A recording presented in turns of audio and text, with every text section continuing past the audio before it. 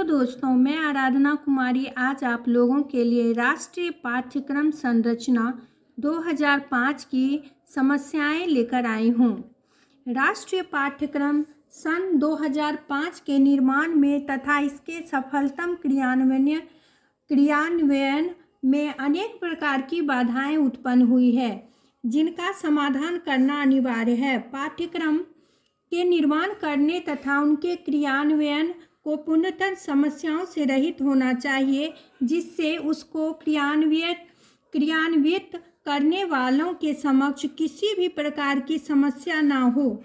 राष्ट्रीय पाठ्यक्रम सन 2005 की संरचना एवं कार्यान्वयन संबंधी प्रमुख समस्याएं निम्नलिखित हैं। पहला, शिक्षक संबंधी समस्याएं।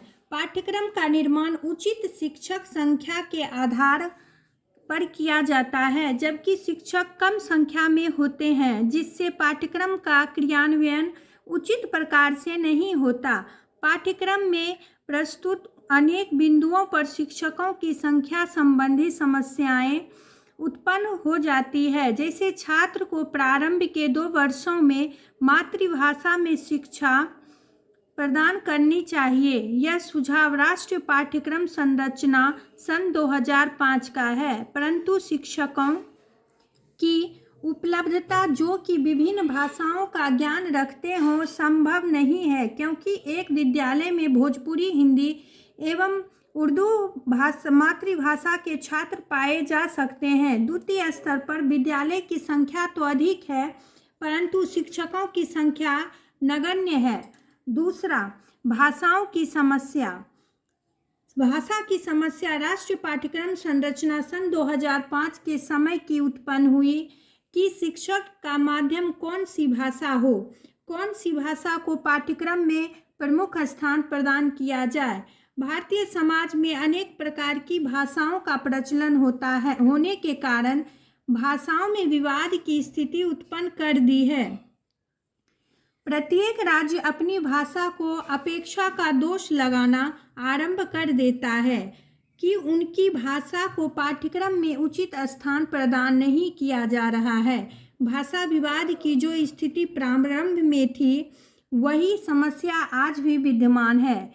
तीसरा, धर्म संबंधी समस्याएं। धर्म संबंधी समस्या राष्ट्रीय पाठ्यक्रम संरचना 2005 की प्रमुख समस्या रही है। राष्ट्रीय पाठ्यक्रम की संरचना करते समय धर्म की समितता को ध्यान में रखना पड़ता है। इसके परिणाम स्वरूप पाठ्यक्रम में उन विषयों का समावेश नहीं है जिनकी आवश्यकता अनुभव की जाती है, जैसे वर्तमान समय में कंप्यूटर की सैद्धांतिक एवं व्यवहारिक शिक्षा प्राथमिक स्तर से ही प्रदान करनी चाहिए। इसके लिए विद्यालयों में कंप्यूटर की व्यवस्था होनी चाहिए, परंतु धनाभाव के कारण यह संभव नहीं हो पाता है।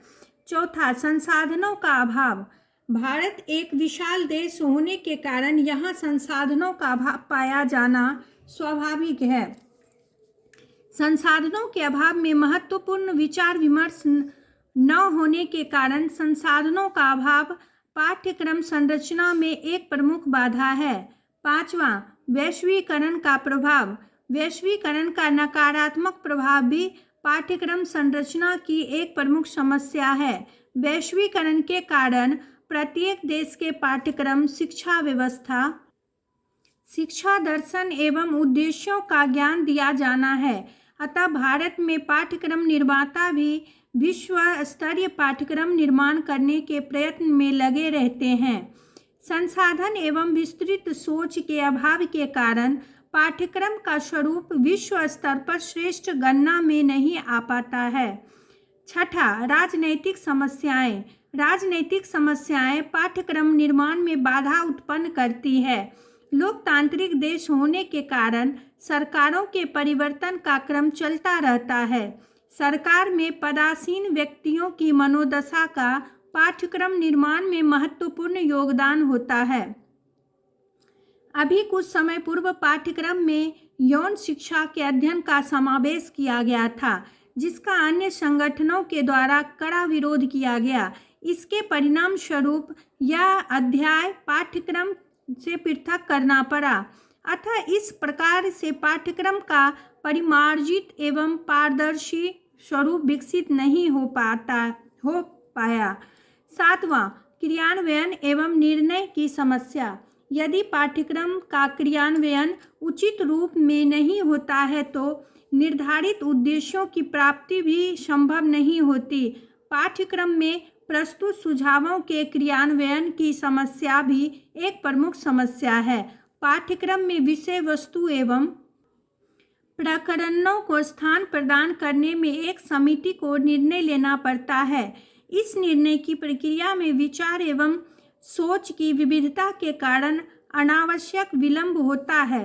अतः उपरोक्त विवेचन से यह स्पष्ट होता है कि राष्ट्रीय पाठ्यक्रम संरचना सन 2005 के समक्ष अनेक प्रकार की समस्याएं उत्पन्न हुई हैं, जिन्होंने पाठ्यक्रम को प्रत्यक्ष एवं अप्रत्यक्ष रूप से प्रभावित किया है। दोस्तों, अगर मेरी यह वीडियो आप लोगों को अच्छी लगी हो तो please like, share and comments करें।